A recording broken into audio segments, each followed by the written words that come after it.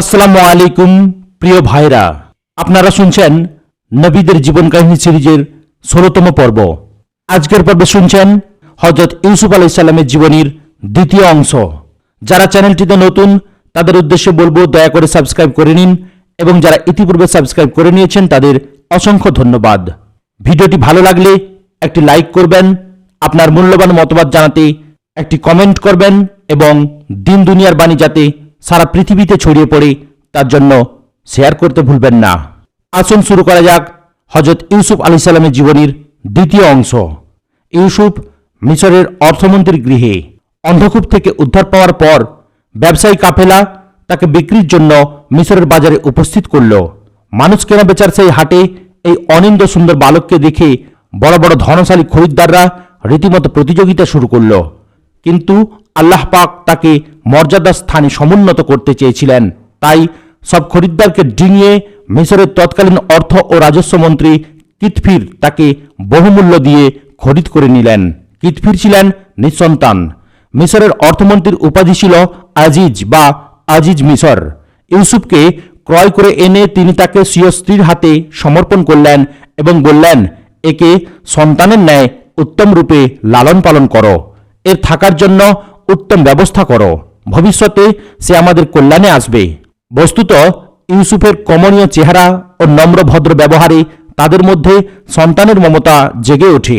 কিতফির তার দূরদর্শিতার মাধ্যমে ইউসুফের মধ্যে ভবিষ্যতের অশেষ কল্যাণ দেখতে পেয়েছিলেন আর সেই জন্য তাকে সর্বোত্তম যত্ন সহকারে রাখার ব্যবস্থা করেছিলেন।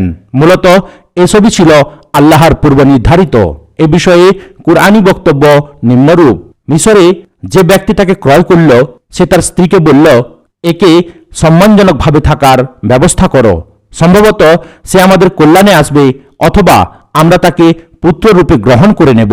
এভাবে আমরা ইউসুফকে সে দেশে প্রতিষ্ঠিত করলাম এবং এজন্য যে তাকে আমরা বাক্যাদির পূর্ণ মর্ম অনুধাবনের পদ্ধতি বিষয়ে শিক্ষা দেই। আল্লাহ স্বীয় কর্মে সর্বদা বিজয়ী, কিন্তু অধিকাংশ লোক তা জানে না। সূরা ইউসুফ আয়াত নম্বর ২১। আব্দুল্লাহ ইবনে মাসউদ রাদিয়াল্লাহু তাআলা আনহু বলেন, দুনিয়াতে তিন ব্যক্তি ছিলেন সর্বাধিক সূক্ষ্ম দৃষ্টিসম্পন্ন। একজন হলেন আজিজে মিশর, যিনি ইউসুফের চেহারা দেখেই তাকে চিনে নিয়েছিলেন। দ্বিতীয়, সোয়াইব আলাইহিস সালামের ওই কন্যা যে মুসা আলাইহিস সালাম সম্পর্কে স্বীয় পিতাকে বলেছিল, হে পিতা, আপনি একে আপনার কর্মসহযোগী হিসাবে রেখে দিন, কেননা উত্তম সহযোগী সেই যে শক্তিশালী ও বিশ্বস্ত হয়। সূরা কাসাস আয়াত নম্বর ২৬। তৃতীয়, হযরত আবু বকর সিদ্দিক, যিনি ওমর ফারুককে পরবর্তী খলিফা নিয়োগ করেছিলেন। ইউসুফ যৌবনে পদার্পণ করলেন। আজিজে মিশরের গৃহে কয়েক বছর পুত্র স্নেহে লালিত পালিত হয়ে ইউসুফ অতঃপর যৌবনে পদার্পণ করলেন। আল্লাহ বলেন, অতঃপর যখন সে পূর্ণ যৌবনে পৌঁছে গেল তখন আমরা তাকে প্রজ্ঞা ও বুৎপত্তি দান করলাম। আমরা এভাবেই সৎকর্মশীলদের প্রতিদান দিয়ে থাকি। সূরা ইউসুফ আয়াত নম্বর ২২। উক্ত আয়াতে দুটি বিষয় বর্ণিত হয়েছে: পূর্ণ যৌবন প্রাপ্তি এবং প্রজ্ঞা ও বুৎপত্তি লাভ করা। সকলে এ বিষয়ে একমত যে প্রজ্ঞা ও বুৎপত্তি লাভের অর্থ হল নবুয়ত লাভ করা, আর সেটা সাধারণত ৪০ বছর বয়সে হয়ে থাকে। অন্যদিকে পূর্ণ যৌবন লাভ তার পূর্বেই হয়, যা ২০ বছর থেকে ৩০ বছর বা ৩৩-এর মধ্যে হয়ে থাকে। হযরত ইবনু আব্বাস, মুজাহিদ, কাতাদাহ প্রমুখ বিদ্বান ৩৩ বছর বলেছেন এবং জাহাক ২০ বছর বলেছেন। জাহাক সম্ভবত প্রথম যৌবন এবং ইবনু আব্বাস পূর্ণ যৌবনের কথা বলেছেন। এক্ষণে ইউসুফের প্রতি জুলাইখার আসক্তির ঘটনা নবুয়ত লাভের পূর্বের না পরের, এ বিষয়ে বিদ্বানগণ একমত নন। আমাদের প্রবল ধারণা এই যে, যদিও যৌবন ও নবুয়তের কথা একই আয়াতে বর্ণিত হয়েছে, তথাপি ঘটনা একই সময়ের নয়। নবুয়ত তিনি ৪০ বছর বয়সেই পেয়েছেন বলে ধরে নিলে জুলাইখার ঘটনা অবশ্য তার পূর্বে তার পূর্ণ যৌবনেই ঘটেছে, কারণ ওই সময় ইউসুফের রূপলাবণ্য নিশ্চয়ই শৈশবের ও প্রৌঢ় বয়সের চাইতে বেশি ছিল, যা জুলাইখার ধৈর্যচ্যুতি ঘটায়। অথচ ইউসুফের চরিত্রের কোনো পরিবর্তন ঘটেনি, কেননা নবীগণ ছোটবেলা থেকেই পাপ হতে পবিত্র থাকেন। যৌবনের মহাপরীক্ষায় ইউসুফ। রূপলাবণ্যে ভরা ইউসুফের প্রতি মন্ত্রীপত্নী জুলাইখার অন্যায় আকর্ষণ জেগে উঠল। সে ইউসুফকে খারাপ ইঙ্গিত দিতে লাগলো।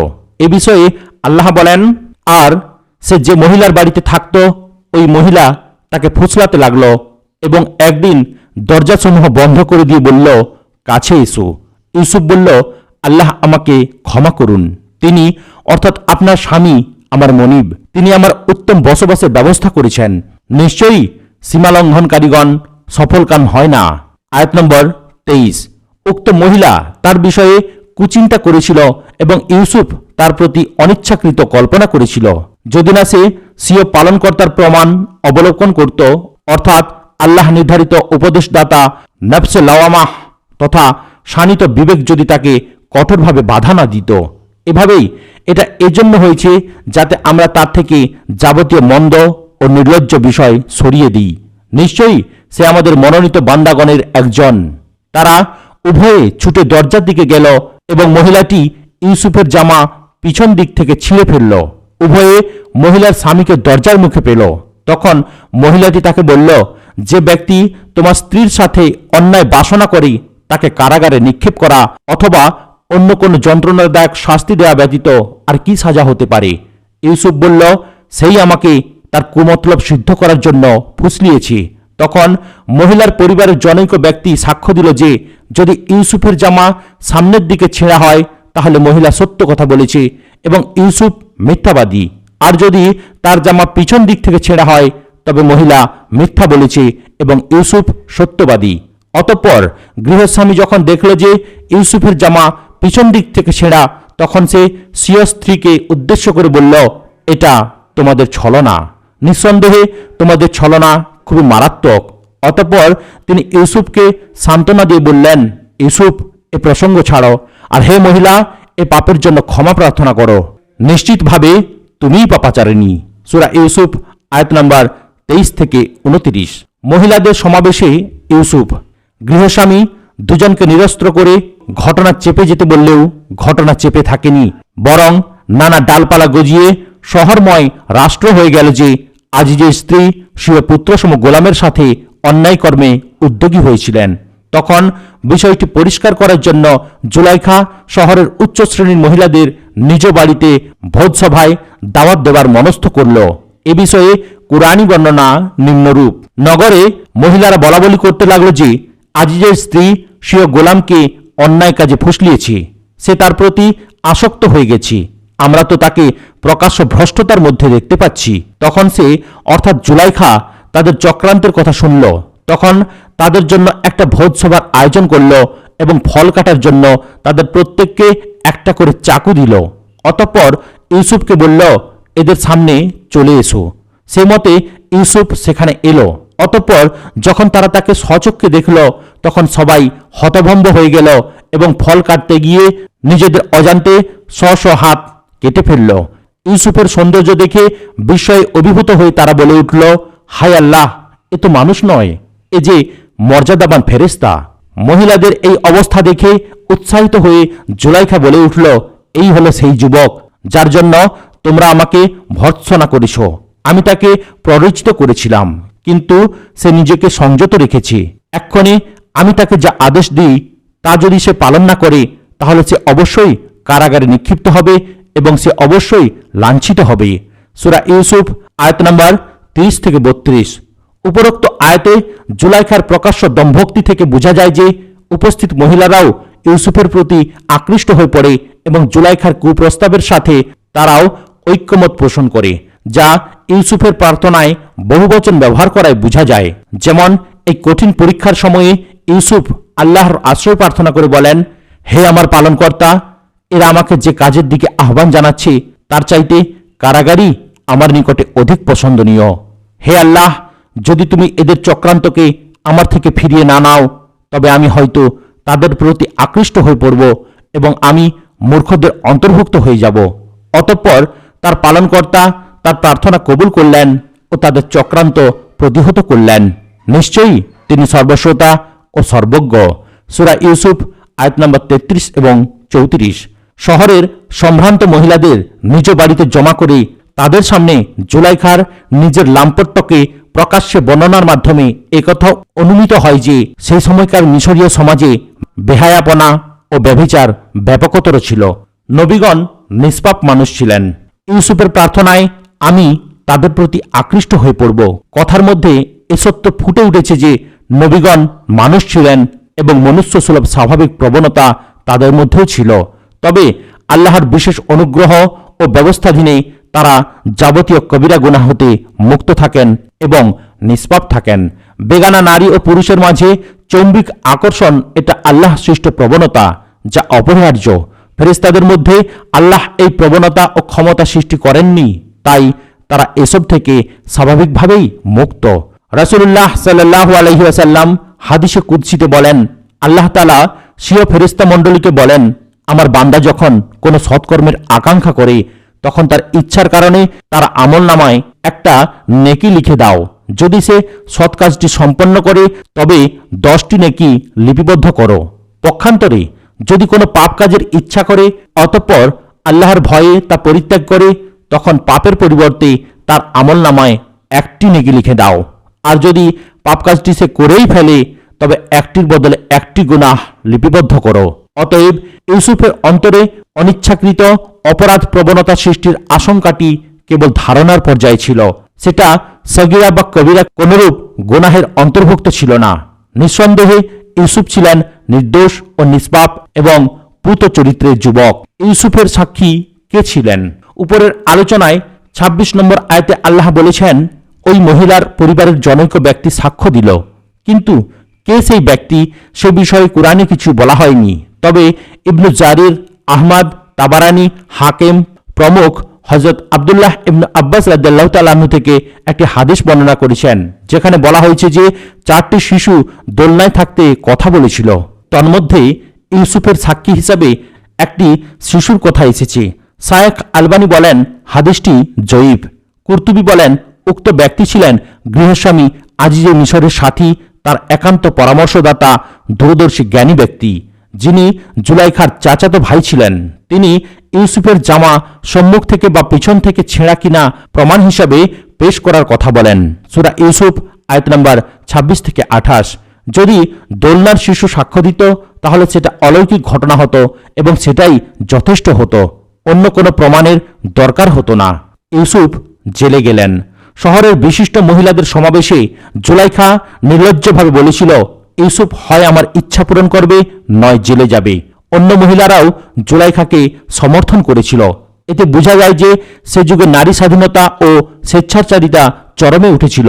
তাদের চক্রান্তের কাছে পুরুষেরা অসহায় ছিল। নইলে স্ত্রীর দোষ প্রমাণিত হওয়ার পরেও মন্ত্রী তার স্ত্রীকে শাস্তি দেওয়ার সাহস না করে নির্দোষ ইউসুফকে জেলে পাঠালেন কেন?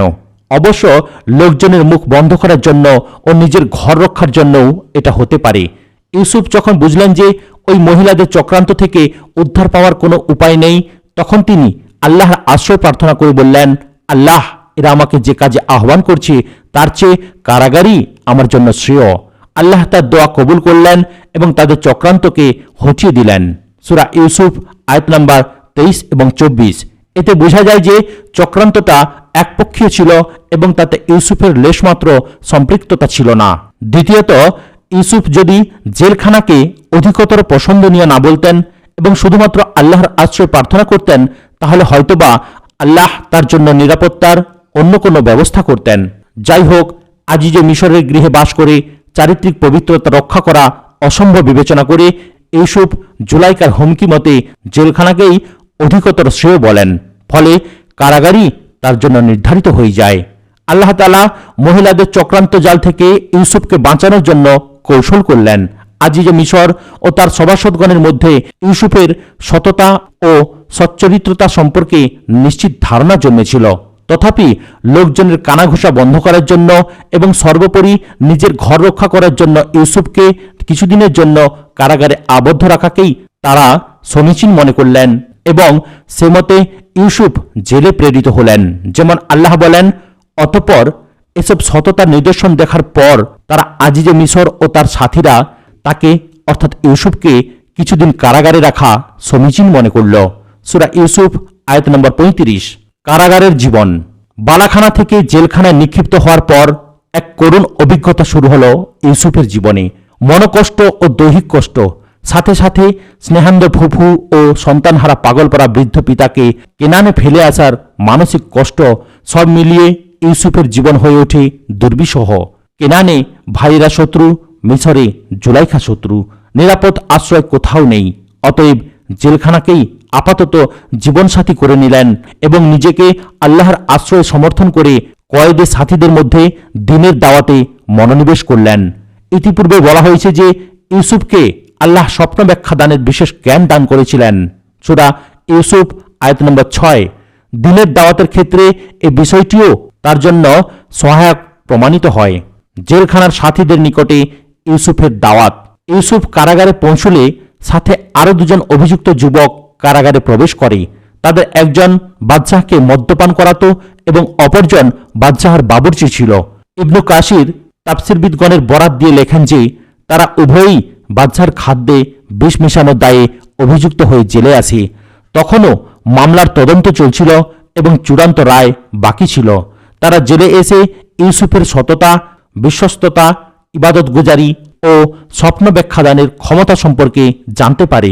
তখন তারা তার নৈকট্য লাভে সচেষ্ট হয় এবং তার ঘনিষ্ঠ বন্ধুতে পরিণত হয়। বন্ধুত্বের এই সুযোগকে ইউসুফ তাওহীদের দাওয়াতে কাজে লাগান। তাতে প্রতিটি জন্মে যে সম্ভবত কারাগারেই ইউসুফকে নবুয়ত দান করা হয়।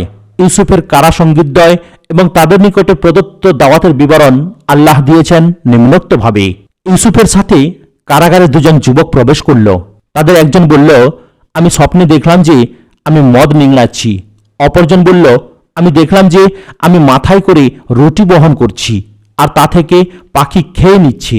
আমাদেরকে এ স্বপ্নের ব্যাখ্যা বলে দিন, কেননা আমরা আপনাকে সৎকর্মশীলদের অন্তর্ভুক্ত দেখতে পাচ্ছি। ইউসুফ বলল, তোমাদেরকে প্রত্যহ যে খাদ্য দান করা হয় তা তোমাদের কাছে আসার আগেই আমি তার ব্যাখ্যা বলে দিতে পারি। এ জ্ঞান আমার পালনকর্তা আমাকে দান করেছেন। আমি ওইসব লোকদের ধর্মত্যাগ করেছি যারা আল্লাহর প্রতি বিশ্বাস পোষণ করে না এবং আখেরাতকে অস্বীকার করে। আমি আমার পিতৃপুরুষ ইব্রাহিম, ইসহাক ও ইয়াকুবের ধর্ম অনুসরণ করি। আমাদের জন্য শোভা পায় না যে কোনো বস্তুকে আল্লাহর অংশীদার করি। এটা আমাদের প্রতি এবং অন্য সব লোকদের প্রতি আল্লাহর বিশেষ অনুগ্রহ, কিন্তু অধিকাংশ লোক কৃতজ্ঞতা স্বীকার করে না। সূরা ইউসুফ আয়াত নাম্বার 36 থেকে 38। অতঃপর তিনি সাথীদের প্রতি তাওহীদের দাওয়াত দিয়ে বলেন, হে কারাগারের সাথীদ্বয়, পৃথক পৃথক অনেক উপাস্য ভালো না, পরাক্রমশালী এক আল্লাহ। তোমরা আল্লাহকে ছেড়ে নিছক কতগুলো নামের পূজা করে থাকো, যেগুলো তোমরা এবং তোমাদের বাপদাদারা সাব্যস্ত করে দিয়েছে। এদের পক্ষে আল্লাহ কোনো প্রমাণ অবতীর্ণ করেননি। আল্লাহ ব্যতীত কারো বিধান দেবার ক্ষমতা নেই। তিনি আদেশ দিয়েছেন যে তাকে ব্যতীত তোমরা অন্য কারো ইবাদত করো না। এটাই সরল পথ, কিন্তু অধিকাংশ লোক তা জানে না। সূরা ইউসুফ আয়াত নাম্বার 39 এবং 40। এভাবে তাওহীদের দাওয়াত দেওয়ার পর তিনি স্বীয় কারা সাথীদ্বয়ের প্রশ্নের জবাব দিতে শুরু করলেন। হে কারাগারের সাথীদ্বয়, তোমাদের একজন তার মনিবকে মদ্যপান করাবে এবং দ্বিতীয়জন তাকে শুলে চড়ানো হবে। অতঃপর তার মস্তক থেকে পাখি ঘিলু খেয়ে নেবে। তোমরা যে বিষয়ে জানতে আগ্রহী তার সিদ্ধান্ত হয়ে গেছি। অতঃপর যে ব্যক্তি সম্পর্কে স্বপ্নের ব্যাখ্যা অনুযায়ী ধারণা ছিল যে সে মুক্তি পাবে, তাকে ইউসুফ বলে দিল যে তুমি তোমার মনিবের কাছে অর্থাৎ বাদশাহর কাছে আমার বিষয়ে আলোচনা করবে যাতে আমাকে মুক্তি দেয়। কিন্তু শয়তান তাকে তার মনিবের কাছে বলার বিষয়টি ভুলিয়ে দেয়, ফলে তাকে কয়েক বছর কারাগারে থাকতে হলো। সূরা ইউসুফ আয়াত নম্বর 41 এবং 42। ইউসুফের দাওয়াতে শিক্ষণীয় বিষয়সমূহ। 1. দাওয়াত দেওয়ার সময় নিজের পরিচয় স্পষ্টভাবে তুলে ধরা আবশ্যক, যাতে শ্রোতার মনে কোনরূপ দ্বৈত চিন্তা ঘর না করে। ইউসুফ তার দাওয়াতের শুরুতেই বলে দিয়েছেন যে আমি ওইসব লোকের ধর্ম পরিত্যাগ করেছি যারা আল্লাহর প্রতি বিশ্বাস পোষণ করে না এবং আখিরাতের জবাবদিহিতায় বিশ্বাস করে না। সূরা ইউসুফ আয়াত নম্বর 37। 2. দাওয়াত দেওয়ার সময় নিজের অভিজাত বংশের পরিচয় তুলে ধরা মোটেই অসমীচীন নয়। এতে শ্রোতার মনে দাওয়াতের প্রভাব দ্রুত বিস্তার লাভ করে। ইউসুফ আলাইহিস সালাম সে কারণে নিজের নবী বংশের পরিচয় শুরুতেই তুলে ধরেছেন। সূরা ইউসুফ আয়াত নম্বর 38। 3. শ্রোতার সম্মুখে অনেক সময় নিজের কোনো বাস্তব কৃতিত্ব তুলে ধরাও আবশ্যক হয়। যেমন ইউসুফ আলাইহিস সালাম স্বপ্নের ব্যাখ্যা দেওয়ার আগে নিজের আরেকটি মুজিজার কথা বর্ণনা করেন যে কয়েদিদের খানা আসার আগেই আমি তার প্রকার, গুণাগুণ, পরিমাণ ও আসার সঠিক সময় বলে দিতে পারি। সূরা ইউসুফ আয়াত নম্বর 37। 4, নিজেকে কোনরূপ অলৌকিক ক্ষমতার অধিকারী কিংবা ভবিষ্যৎ বক্তা বলে পেশ করা যাবে না। সে কারণ ইউসুফ সাথে সাথে বলে দিয়েছিলেন যে এই জ্ঞান আমার পালনকর্তা আমাকে দান করেছেন। সূরা ইউসুফ আয়াত নম্বর 37। 5, প্রশ্নের জবাবদানের পূর্বে প্রশ্নকারীর মন মানসিকতাকে আল্লাহমুখী করে নেওয়া আবশ্যক। সে কারণ ইউসুফ তার মুশরিক কারাসঙ্গীদের জবাবদানের পূর্বে তাদেরকে তাওহীদের দাওয়াত দিয়েছেন। আয়াত নম্বর 39। প্রশ্নোত্তরের মাধ্যমে শ্রোতার মস্তিষ্ক যাচাই করে দাওয়াত দেওয়া একটি উত্তম পদ্ধতি। সেজন্য ইউসুফ আলাইহিস সালাম তার কারাসঙ্গীদের জিজ্ঞেস করলেন, পৃথক পৃথক অনেক উপাস্য ভালো না পরাক্রমশালী একক উপাস্য ভালো? আয়াত নম্বর 39। শিরকের অসারতা হাতে নাতে ধরিয়ে দিয়ে মুশরিককে প্রথমেই লাজবাব করে দেওয়া আবশ্যক। সে কারণ ইউসুফ আলাইহিস সালাম বললেন, তোমরা আল্লাহকে ছেড়ে নিছক কিছু নামের পূজা করো মাত্র, এদের পূজা করার জন্য আল্লাহ কোনো আদেশ প্রেরণ করেননি। সূরা ইউসুফ আয়াত নম্বর 40। 8, তাওহীদের মূল কথা সংক্ষেপে বা এক কথায় পেশ করা আবশ্যক যাতে শ্রোতার মগজ সহজে সেটা ধারণ করতে পারে। সেজন্য ইউসুফ আলাইহিস সালাম সোজাসুজি এক কথায় বলে দিলেন, আল্লাহ ছাড়া কারো কোনো বিধান নেই এবং এটাই সরল পথ। আয়াত নম্বর 40। 9, বিপদ হতে মুক্তি কামনা করা ও সেজন্য চেষ্টা করা আল্লাহর উপরে তাওয়াক্কুলের পরিপন্থী নয়। সেজন্য ইউসুফ আলাইহিস সালাম কারাগার থেকে মুক্তি চেয়েছেন এবং নিরপরাধ হওয়া সত্ত্বেও তাকে যে কারাগারে দুর্বিষহ জীবনযাপন করতে হচ্ছে সে বিষয়টি বাদশাহের কাছে তুলে ধরার জন্য মুক্তিকামী কারাসাথীকে বলে দিলেন। ইউসুফ আয়াত নম্বর 42। 10, বান্দা চেষ্টা করার মালিক কিন্তু অবশেষে তাকদীর জয়লাভ করে।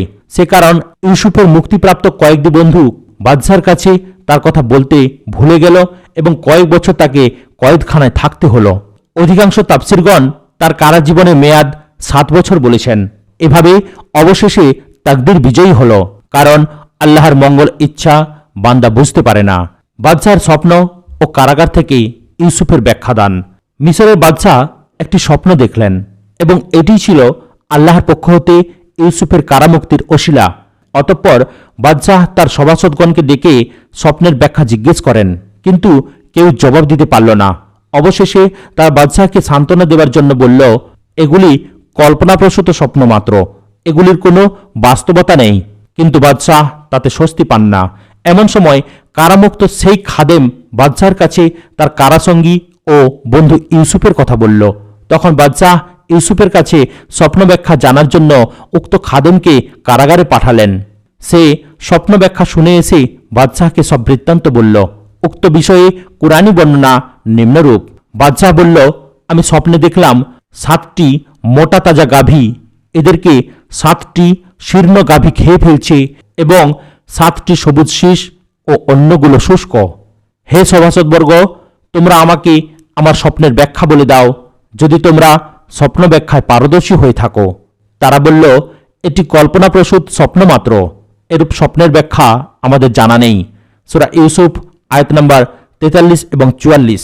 তখন দুজন কারাবন্দীদের মধ্যে যে ব্যক্তি মুক্তি পেয়েছিল দীর্ঘকাল পরে তার ইউসুফের কথা স্মরণ হলো এবং বলল, আমি আপনাদেরকে এ স্বপ্নের ব্যাখ্যা বলে দেব, আপনারা আমাকে জেলখানায় পাঠিয়ে দিন। অতঃপর সে জেলখানায় পৌঁছে বলল, ইউসুফ, হে আমাদের সত্যবাদী বন্ধু, বাদশাহ স্বপ্ন দেখেছেন যে 7টি মোটা তাজা গাভী, তাদেরকে খেয়ে ফেলছে 7টি শীর্ণ গাভী এবং 7টি সবুজ শীষ ও অন্যগুলি শুষ্ক। আপনি আমাদেরকে এই স্বপ্নের ব্যাখ্যা বলে দিন, যাতে আমি তাদের কাছে ফিরে গিয়ে তা জানাতে পারি। ইউসুফ 45 এবং 46। জবাবে ইউসুফ বলল, তোমরা 7 বছর উত্তম রূপে চাষাবাদ করবে, অতঃপর যখন ফসল কাটবে তখন খোরাকি বাদে বাকি ফসল শীষ সমেত রেখে দিবে। এরপর আসবে দুর্ভিক্ষের 7 বছর, তখন তোমরা খাবে ইতিপূর্বে যা রেখে দিয়েছিলে, তবে কিছু পরিমাণ ব্যতীত, যা তোমরা বীজ বা সঞ্চয় হিসেবে তুলে রাখবে। এরপরে আসবে 1 বছর, যাতে লোকদের উপরে বৃষ্টি বর্ষিত হবে এবং তখন তারা আঙুরের রস নিংড়াবে, অর্থাৎ উর্বৃত্ত ফসল হবে। সূরা ইউসুফ আয়াত নম্বর 47 থেকে 49। ওই খাদেমটি ফিরে এসে স্বপ্ন ব্যাখ্যা বর্ণনা করলে বাদশাহ তাকে বললেন, তুমি পুনরায় কারাগারে ফিরে যাও এবং তাকে অর্থাৎ ইউসুফকে আমার কাছে নিয়ে এসো। অতঃপর যখন বাদশাহর দূত তার কাছে পৌঁছল, তখন ইউসুফ তাকে বলল, তুমি তোমার মনিবের অর্থাৎ বাদশাহর কাছে ফিরে যাও এবং তাকে জিজ্ঞেস করো যে নগরীর সেই মহিলাদের খবর কি যারা নিজেদের হাত কেটে ফেলেছিল। আমার পালনকর্তা তো তাদের ছলনা সবই জানেন। সূরা ইউসুফ আয়াত নম্বর 50। বাদশাহর দূতকে ফেরতদানের শিক্ষণীয় বিষয়সমূহ। 1। দীর্ঘ কারাভোগের দুঃসহ যন্ত্রণায় অতিষ্ঠ হয়ে ইউসুফ আলাইহিস সালাম নিশ্চয়ই মুক্তির জন্য উন্মুখ ছিলেন, কিন্তু বাদশাহর পক্ষ থেকে মুক্তির নির্দেশ পাওয়া সত্ত্বেও তিনি দূতকে ফেরত দিলেন। এর কারণ এই যে উচ্চ মর্যাদা সম্পন্ন ব্যক্তিগণ কারামুক্তির চাইতে তার উপরে আপতিত অপবাদ মুক্তিকে অধিক গুরুত্ব দিয়ে থাকেন। ইউসুফ আলাইহিস সালাম সে কারণেই ঘটনার মূলে যারা ছিল তাদের অবস্থা জানতে চেয়েছিলেন। 2। তার উদ্দেশ্য ছিল জেল থেকে বের হওয়ার আগেই বাদশাহ বা গৃহস্বামী আজিজে মিশর তার ব্যাপারে সন্দেহমুক্ত কিনা সেটা জেনে নেওয়া এবং ওই মহিলাদের মুখ দিয়ে তার নির্দোষিতার বিষয়টি প্রকাশিত হওয়া। 3। ইউসুফ তার বক্তব্যে মহিলাদের কথা বলেছেন, আজিজ পত্নী জুলাইখার কথা নির্দিষ্টভাবে বলেননি, অথচ সেই ছিল ঘটনার মূল। এটার কারণ ছিল এই যে ওই মহিলাগণ সবাই জুলাইখার কুপ্রস্তাবের সমর্থক হওয়ায় তারা সবাই একই পর্যায়ে চলে এসেছিল। তাছাড়া আরেকটি কারণ ছিল সৌজন্যবোধ, কেননা নির্দিষ্টভাবে তার নাম নিলে আজিজের মর্যাদায় আঘাত আসত। এতদ্ব্যতীত আজিজ ছিলেন ইউসুফের আশ্রয়দাতা ও লালন পালনকারী।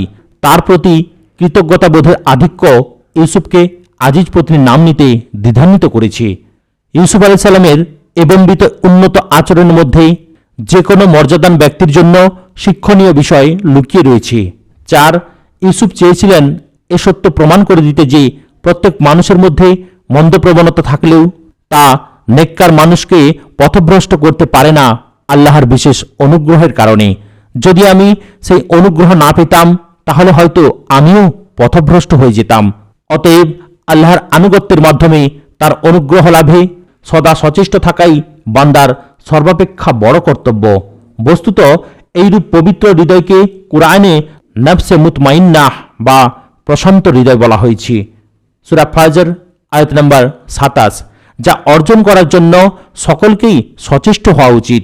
নবীগণ সবাই ছিলেন উক্ত প্রশান্ত হৃদয়ের অধিকারী।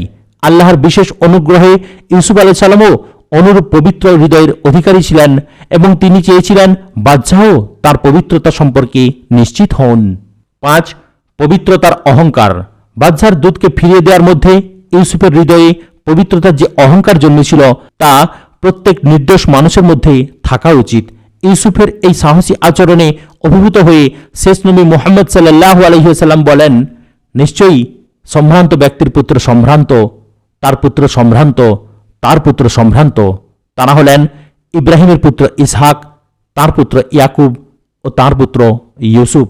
যদি আমি অতদিন কারাগারে থাকতাম যতদিন তিনি ছিলেন, তাহলে বাদশাহর দূত প্রথমবার আসার সাথে সাথে আমি তার প্রস্তাব কবুল করতাম।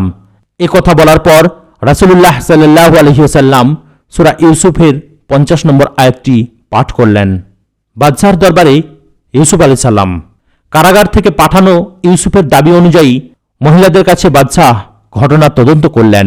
আল্লাহ বলেন, বাদশাহ মহিলাদের ডেকে বলল, তোমাদের খবর কি যখন তোমরা ইউসুফকে কুকর্মে ফুসলিয়েছিলে? তারা বলল, আল্লাহ পবিত্র, আমরা তাঁর অর্থাৎ ইউসুফ সম্পর্কে মন্দ কিছুই জানি না। আজিজ পত্নী বলল, এখন সত্য প্রকাশিত হল, আমি তাকে ফুসলিয়েছিলাম এবং সে ছিল সত্যবাদী। সূরা ইউসুফ আয়াত নম্বর 51। ইতিপূর্বে একবার শহরের মহিলাদের সম্মুখে জুলাইখা উক্ত স্বীকৃতি দিয়ে বলেছিল, আমি তাকে ফুসলিয়েছিলাম, কিন্তু সে নিজেকে সংযত রেখেছিল। সূরা ইউসুফ আয়াত নম্বর 32। অতঃপর আজিজ পত্নী বলল, এটা অর্থাৎ এই স্বীকৃতিটা এজন্যে যেন গৃহস্বামী জানতে পারেন যে তার অগোচরে আমি তার প্রতি বিশ্বাসঘাতকতা করিনি। বস্তুত আল্লাহ বিশ্বাসঘাতকদের ষড়যন্ত্র সফল করেন না, আর আমি নিজেকে নির্দোষ মনে করি না। নিশ্চয়ই মানুষের মন মন্দপ্রবণ, কেবল ওই ব্যক্তি ছাড়া যার প্রতি আমার প্রভু দয়া করেন। নিশ্চয়ই আমার প্রতিপালক ক্ষমাশীল ও দয়াবান। আয়াত নম্বর 53। এভাবে আজিজ পত্নী ও নগরীর মহিলারা যখন বাস্তব ঘটনা স্বীকার করল, তখন বাদশাহ নির্দেশ দিলেন, ইউসুফকে আমার কাছে নিয়ে এসো। কোরআনের ভাষায় বাদশাহ বলল, তাকে তোমরা আমার কাছে নিয়ে এসো, আমি তাকে আমার নিজের জন্য একান্ত সহচর করে নেব। অতঃপর যখন বাদশাহ ইউসুফের সাথে মত বিনিময় করলেন, তখন তিনি তাকে বললেন, নিশ্চয়ই আপনি আজ থেকে আমাদের নিকট বিশ্বস্ত ও মর্যাদাপূর্ণ স্থানের অধিকারী। সূরা ইউসুফ আয়াত নম্বর 54। আজ এখানেই সমাপ্ত করলাম। ভিডিওর পরবর্তী অংশ শোনার জন্য চ্যানেলটিকে সাবস্ক্রাইব করুন, লাইক, কমেন্ট এবং শেয়ার করতেও ভুলবেন না। আসসালামু আলাইকুম ওয়া রাহমাতুল্লাহি ওয়া বারাকাতুহু।